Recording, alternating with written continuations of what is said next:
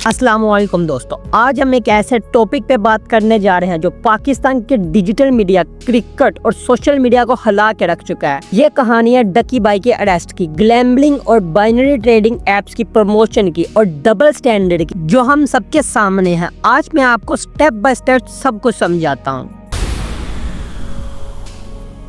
डकी by, असल नाम सादू रहमान, पाकिस्तान के सबसे पॉपुलर यूट्यूबर में से एक है। मिलियन ऑफ सब्सक्राइबर्स, कॉमेडी और रोस्ट वीडियो के लिए मशहूर है। एंटरटेनमेंट की दुनिया में एक बड़ा नाम।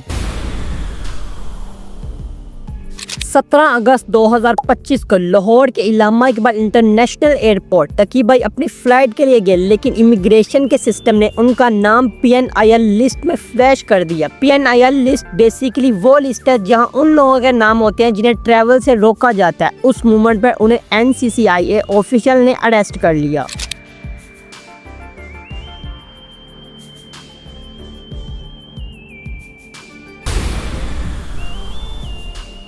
उसी रात उन पर FIR रजिस्टर हुई। चार्जेस सिंपल थी, section of PECA 2016, section 13, section 14, section 25 और सेक्शन 26। ये सिर्फ फ्रॉड और फोर्जरी अगेंस्ट है। साथ ही PPC 294B और 420 भी लगाई गई, जो चीटिंग और डिसऑनेस्टी के केस में होते हैं। मतलब कि लीगल प्रेशर काफी सीरियस था।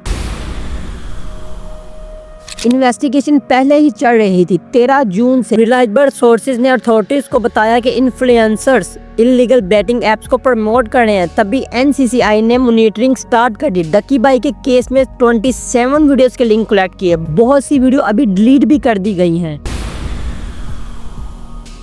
सबसे बड़ा इल्जाम यह है डकी बाई ने इलीगल और ग्लैम्बलिंग ऐप को प्रमोट किया। एप्स आम लोगों को इजी प्रॉफिट का सपना दिखाते हैं, लेकिन असल में ग्लैम्बलिंग होती है। लोग पैसा लगाते हैं, रिटर्न का प्रॉमिस होता है, मगर 90% केस में पैसा डूब जाता है। जब डकी बाई को अरेस्ट किया गया, उनका फोन भी सीज हुआ। उसमें बैटिंग, प्रमोशन और इनलीगल ट्रांजैक्शन की चैट्स निकल आई। रिपोर्ट के मुताबिक उन्हें ग्लैम्बलिंग ऐप का कंट्री हेड का रोल दिया गया, लेकिन अभी ये न्यूज अनऑथराइज्ड है। कोर्ट ने पहले उनका 2 दिन का फिजिकल रिमांड अप्रूव किया, फिर 23 अगस्त तक एक्सटेंड कर दिया। मतलब अभी इन्वेस्टिगेशन चल रही है और फैक्ट सामने आने बाकी हैं।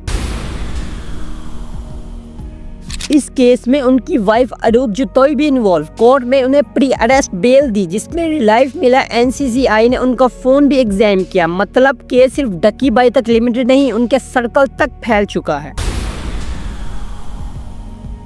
अब सवाल ये उठता है, एक यूट्यूबर का टारगेट क्यों? सोशल मीडिया पर लोग कह रहे हैं अगर डकी बाई ने गलत किया तो पनिशमेंट ठीक है, लेकिन दूसरी तरफ बड़े स्टार्स, ऑर्गेनाइजेशंस और बैटिंग कंपनी के साथ काम कर रही हैं, उन पर कोई एक्शन क्यों नहीं? ये वही डबल स्टैंडर्ड है जो अवाम को कंफ्यूज कर रहे हैं। दोस्तों, आपने PSL और क्रिकेट मैच देखे होंगे। वहाँ प्लेयर की शर्ट्स पे बैटिंग और सरगोट कंपनीज के लोगो प्रमोट होते हैं। ये क्रिकेट शर्ट्स के लोगोस पूरा वर्ल्ड देख रहा होता है। अगर यूट्यूबर के लिए इनलीगल है तो प्लेयर्स के लिए ये लीगल कैसे बन गया? ये सब लोग भी तो इनडायरेक्टली बैटिंग ऐप ही प्रमोट कर रहे हैं। पेशावर हाई कोर्ट ने PCB को बोला कि बैटिंग फिल्म की स्पॉन्सरशिप अलो नहीं। मोहम्मद रिजवान ने अपने शर्ट्स के ऊपर लगाए लोगों को कवर कर दिया। मतलब प्लेयर खुद अनकंफर्टेबल है, फिर भी बड़े लेवल पर कोई एक्शन नहीं। एक और कैटेगरी है बाइनरी ट्रेडिंग इन्फ्लुएंसर की। ये फ्लैशी रील्स बनाते हैं, स्पोर्ट कार, लग्जरी, दुबई में सेंस और अपना फेक लाइफस्टाइल दिखाते हैं। सिर्फ 100 रुपए लगाओ और लाखों कमाओ। रियलिटी ये है, बाइनरी ट्रेडिंग एक स्कैम और ग्लैम्बलिंग की तरह काम करती है। मगर इन इन्फ्लुएंसर पर एक्शन क्यों नहीं हो रहा? क्या सिर्फ यूट्यूबर तक लिमिटेड है? अगर डकी बाई गलत है तो क्रिकेट बोर्ड और प्लेयर क्यों सेफ है? बाइनरी ट्रेडिंग इन्फ्लुएंसर जो यूथ को मिसलीड करें, उन पर एक्शन क्या होगा? क्या लॉ सिर्फ क्रिएटर के लिए है, बड़े ब्रांड्स के लिए कोई एक्शन नहीं? PTA ने कई बैटिंग साइट्स ऐप ब्लॉक की, लेकिन कंपनीज नया नाम लेके वापस आ जाते हैं। मतलब ऐसी प्रॉब्लम अभी तक जड़ से खत्म नहीं हुई।